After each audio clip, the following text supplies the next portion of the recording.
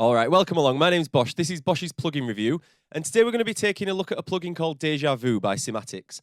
And this is a really cool sort of effect. It's an effect. I don't know what else I was trying to say there. Really cool effect that you can use for pitching down, slowing down, and sort of really mashing up and mangling a loop, a sound, an effect, a voice, whatever you want to put through it. Really simple one today. Shouldn't take too long, but it's a really good plugin. Quite a specialist one, I'd say, for a very sort of special effects section of a tune. But just, I'd say, give it a try and see what you think, because it is really good. So before we get started, I always have to tell you about buymeacoffee.com/BoschDubs. You can go there and support this channel for the price of a coffee. But what is more appreciated is channel interaction. You can subscribe, like, share, comment, follow all those buttons you can press on the YouTube video. Go watch old videos and all that kind of business. That is how we help make this channel grow. Now, getting into it, this is Cymatics. Am I saying that right? Cymatics Deja-Vu. Now, what I've done is I've just got 4 loops, and I've got 2 drum loops. I think I've got a horns loop, and I think like an organ. As a matter, I'll just give you a quick play now with this turned off.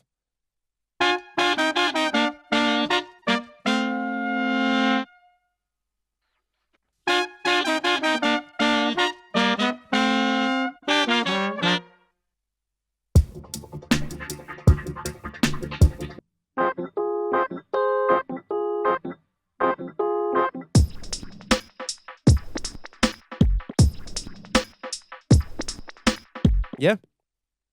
So 4 loops, all in this kind of dubstep style. And I'm just going to go, firstly, I'll just go through the plugin and see what all the different controls are.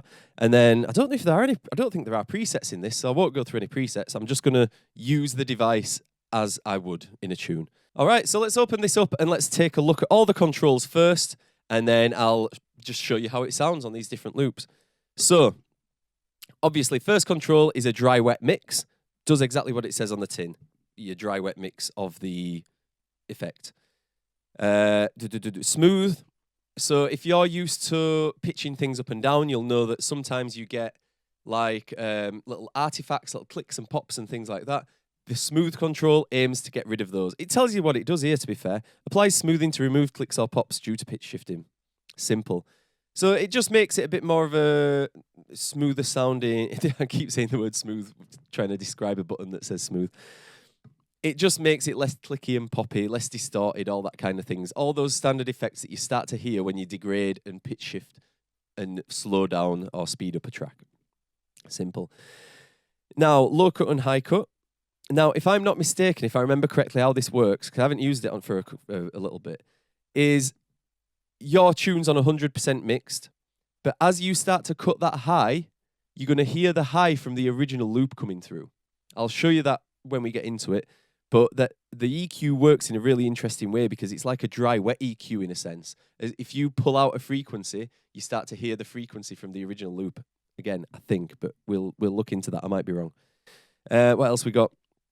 These 3 knobs here control how much you're pitch shifting your input by. Whatever sound you're using, I'm gonna call it the input. All right. So your input, you can slow it down by 1.5, by 2, or by 4. So 1.5, if you've got 1 bar of music, that'll make it 1.5 bars long. If you do 2 times, it's gonna make it 2 bars long, and if you do it 4 times, it's gonna make it 4 bars long. Pretty simple stuff. Now, the fade in and fade out controls are really interesting. It's very clever how they've done this because you can kind of build automation into it without having to automate too much. So the fade in and fade out are linked to this on button here. And basically what it means is that you can have the effect turned on, but you can turn this button off and the effect won't come on. The effect will then turn on depending on how you've set up the fade in and fade out. So if I set these up, no, if I just leave them as they are at instant. So this is our normal loop. When I turn it on, it'll instantly pitch shift it.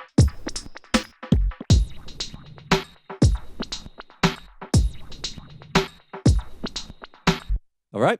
But if we do the fade in and fade out controls, you'll see how that changes. So I'm going to set this to let's do it to 2 bars.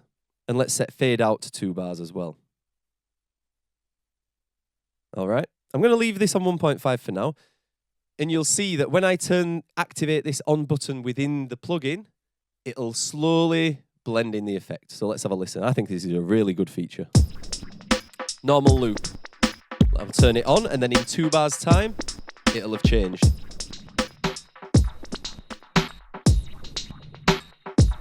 And same on the way out for the fade out. I've set that to 2 bars.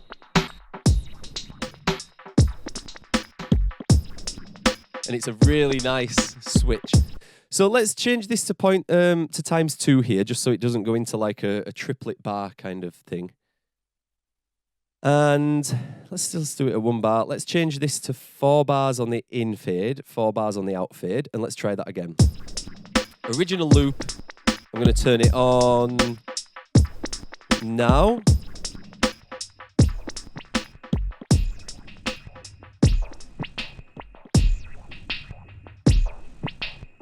All right, so now you've got 1 bar of slowed down beat.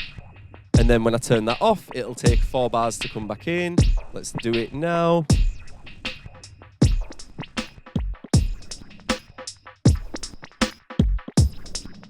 Yeah, I think that's a really cool tool because then you're not having to automate your own fading. You can just click that, choose how many bars you want it to fade in over, and it'll do it for you. So brilliant.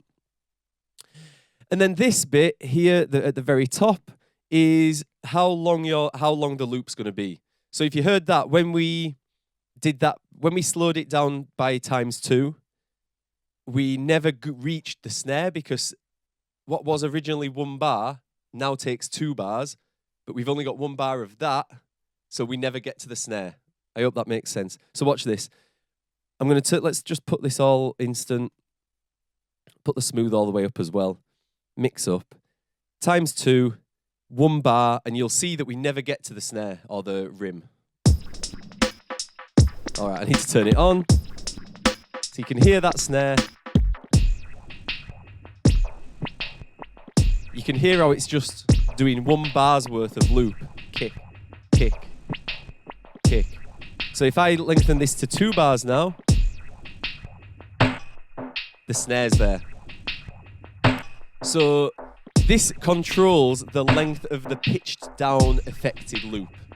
All right, that's what it does. I was trying to figure out, just before I was making this video, I was trying to figure out the best way to explain what each one of these does. And that's it. The top one, it changes the length of the slowed down affected loop. This one here, I don't know what the mode section, changes how slowed down and how pitched down it is. So that's it. Now, there was something, oh yeah, the EQ. So let's have a mess around with this EQ. Because if I remember correctly, like I say, if I cut high end off, we'll start to hear the high end from the input loop, I think.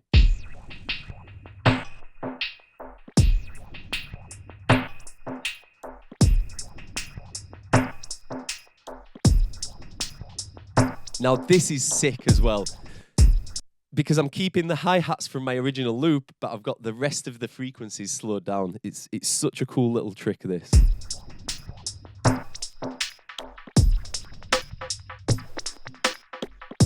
So it's basically like a crossover.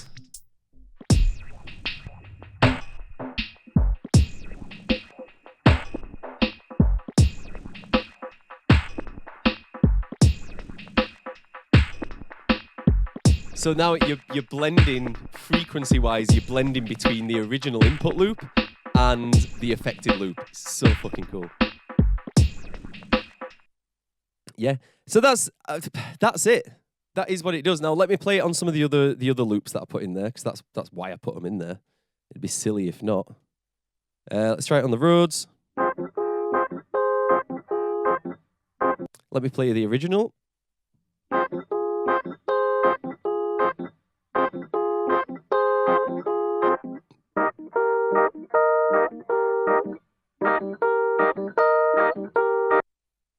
Oh, that's why I need to turn. If you forget to put something on in this, it won't work. That's the only issue with it.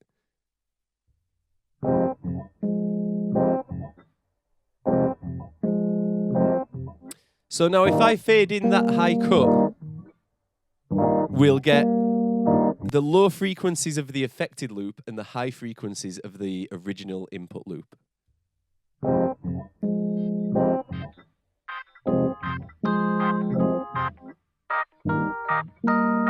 And it's all pitched right, because it's only an octave down. Let's try this times 4. Yeah, that's too slow. Now we could change this to 16ths. Now you can hear that added vibrato. Now it's a bit weird how this top a bit works, because like I say, it changes how long the affected piece is, but then when you get into these smaller ones, it just sounds like it's doing like phasing or flanging to these tempos. So I'm not, once you get into the tighter end of things, I'm not really sure how that bit works. So listen, it's, you'd expect it to just be playing a very short section, but it's not. But you can hear that. You can hear like the 16th wobble it's added.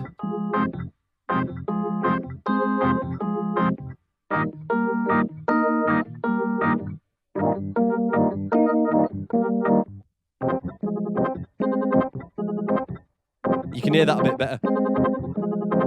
So it's like it's created 16th little repetitions. It's a strange one, but it's a really cool tool.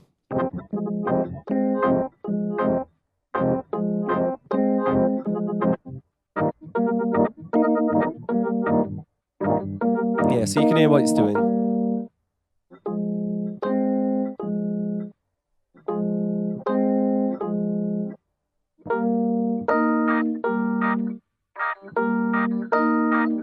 So then you can mix them up, because that's in time with the old. It's such a weird plugin, but you can. The best way is just to play around with it and mess around and see what sounds you can find.